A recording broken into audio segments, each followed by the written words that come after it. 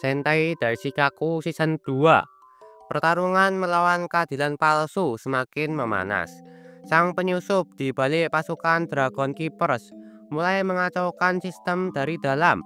Sementara para monster yang tersisa terus berjuang untuk membongkar kebenaran di balik para pahlawan.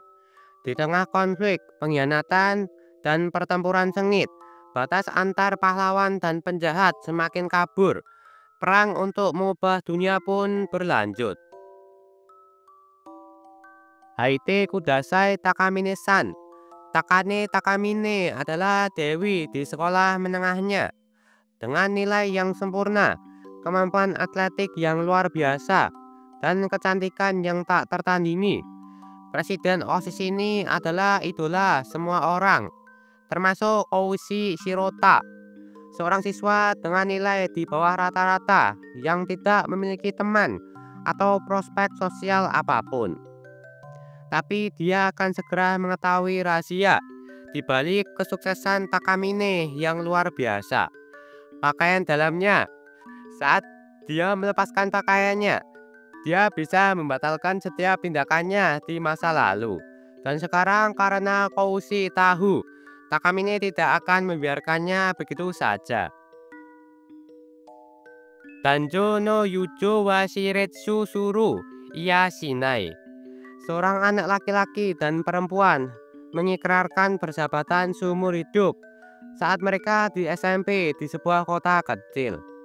Hubungan antara keduanya yang ditakdirkan untuk berbagi mimpi yang sama telah berlalu selama 2 tahun tanpa perkembangan yang berarti.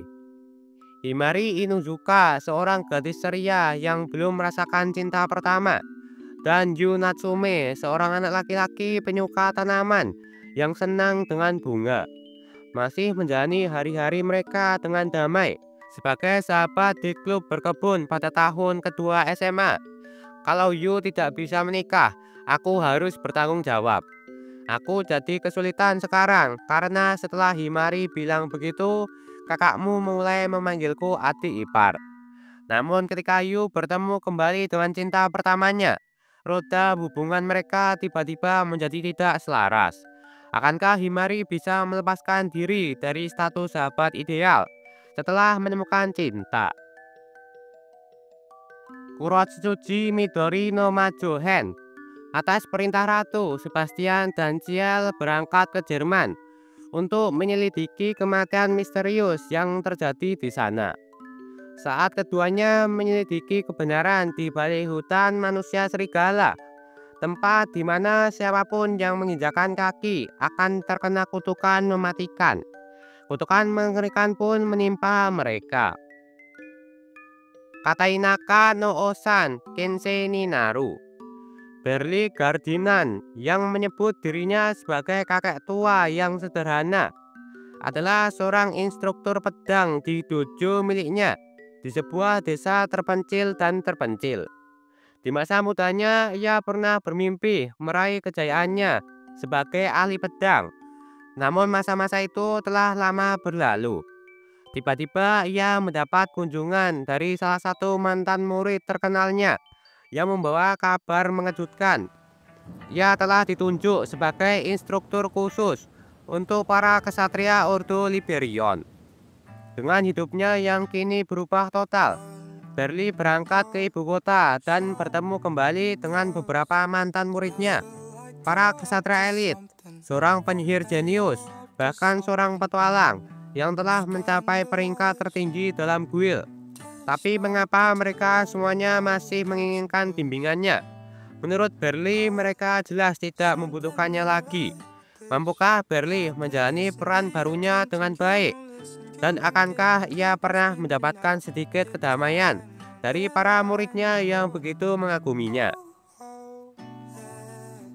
Witch Watch. Nico Wakatsuki telah menyelesaikan 6 tahun pelatihannya sebagai penyihir dan kini kembali ke kota seorang diri. Sebagai penyihir baru, ia harus memilih seorang familiar atau pendamping magis untuk menemaninya. Namun berbeda dengan penyihir lain yang memilih hewan sebagai familiar, Nico justru ingin memilih sesuatu yang bukan hewan. dan tidak ada pendamping yang lebih baik selain Morihito. Moi Otogi, teman masa kecilnya yang kebetulan adalah seorang ogre. Morihito sangat menolak menjadi pelayannya, tetapi akhirnya menerima takdir itu dengan enggan.